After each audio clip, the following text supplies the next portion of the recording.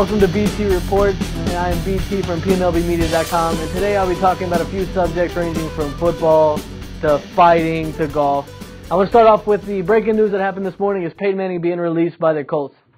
This morning, Peyton and Jim Irsay had a combined press conference in Indianapolis and said they were separating ways. Peyton Manning will only have a $10 million cap hit against the salary this year, and next year it's nothing. Peyton Manning has a few options of where he would like to go.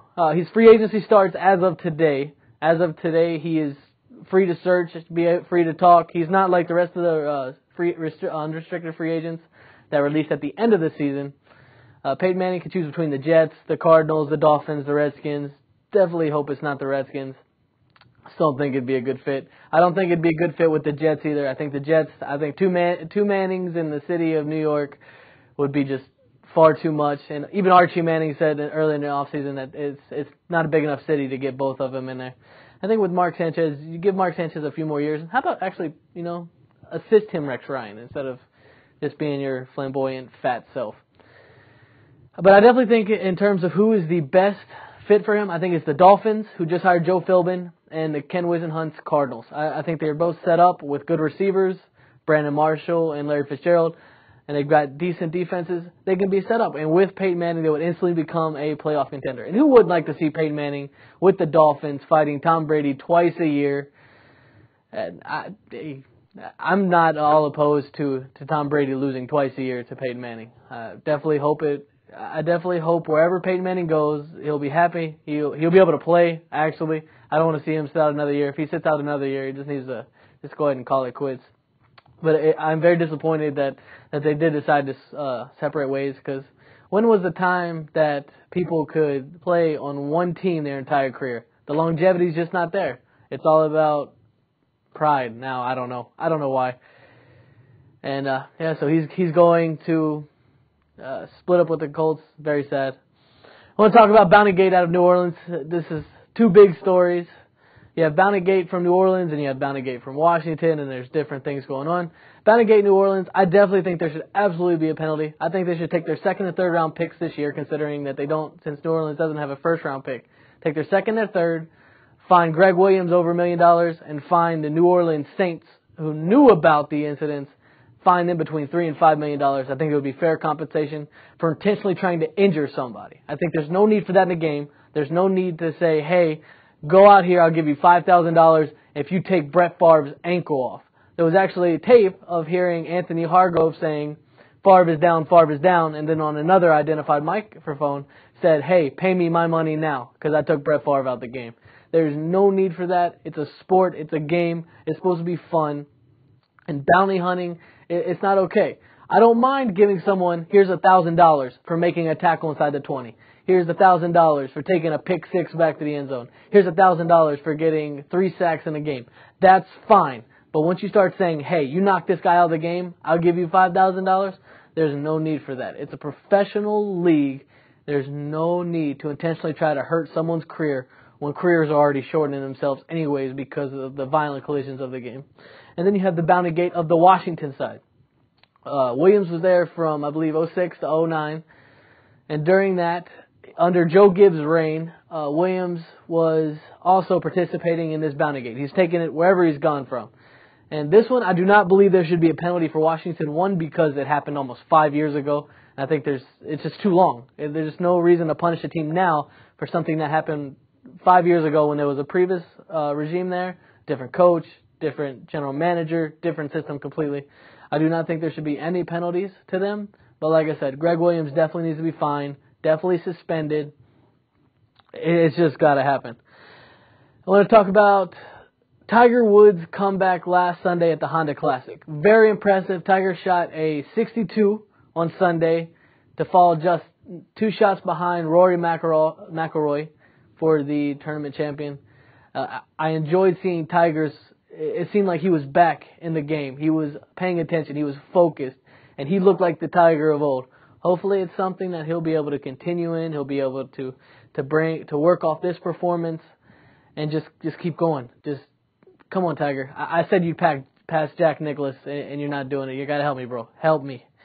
I want to talk about the last few weeks. There was a few amazing comebacks in the UFC. First one is Timbo To. Timbo To was getting destroyed by Yushin Okami, and come back, hit him with 3 straight uppercuts, was able to knock him out. It was awesome. I lost my voice when I was at watching it with a few friends. My voice was gone. Their voices were gone. It was the loudest the capacity crowd got was during that fight. By far, fight of the night. Was a great fight. And I also want to talk about Martin Kampmann having his amazing comeback against Thiago Alves.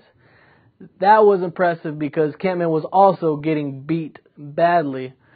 He was bloodied, just tore up. And then Alves went in for, he jumped at him. They ended up rolling around on the ground. After they rolled on the ground, Kampmann was able to hit him up with a guillotine choke, was able to choke him out and win the game. It was nice. 2 amazing comebacks. Timbo To with the knockout of Cheick Kongo. Oh, no. Yushin Okami, sorry. And Martin Kampmann with Thiago Alves. And I want to go back to the NFL, talk about the Cleveland Browns, Washington Redskins, RG3 saga that's going on. From sources that are telling me that the Browns are refusing to separate with their 22nd overall pick in the first round. They're refusing. They'll be willing to trade the first round, but they don't want to trade the first round, the 4th overall, but they don't want to trade the 22nd overall. And when you look at what the Browns would do, I think the Browns would be better served signing a quarterback in the offseason, Matt Flynn, 27 years old, 2 starts. His last start he threw for 6 touchdowns against the Lions as a Packer. Granted, he won't have that offense in Cleveland, but I think with that he will be able to take what he knows, go into that West Coast offense that the general manager, Mike Holmgren, likes to run. Pat Shurmur likes to run. And he'll be able to work well. And I think with the 4th pick, I think the Browns would be better off going with Trent Richardson in Alabama, and a 22nd pick going with a Reuben Randall, a Kendall Wright, or a Stephen Hill, a wide receiver. That way you solidify 2 main offensive ingredients to a championship, 3 offensive ingredients to a championship team. You sign the quarterback, and then you draft a young running back who's considered to be the next Adrian Peterson, and then you sign a wide receiver who ran a 4.3 40 at the combine and is 6'4". I think that would solidify that offense for years to come. I want to go talk about RG3. What's going to make him a star? There's been a lot of comparisons to Vince Young, a lot of comparisons to Michael Vick, different things like that. But for me, it's not even a comparison. RG3 is a pass-first, run-later quarterback. He is all about running. He's not about the running. He's all about the passing. He said it over and over again, I'm a quarterback. I'm not an athlete. Granted, he was on the sprint team at Baylor, so it's a plus. You get that athleticism. But with his arm, he's got an amazing arm, rocket arm.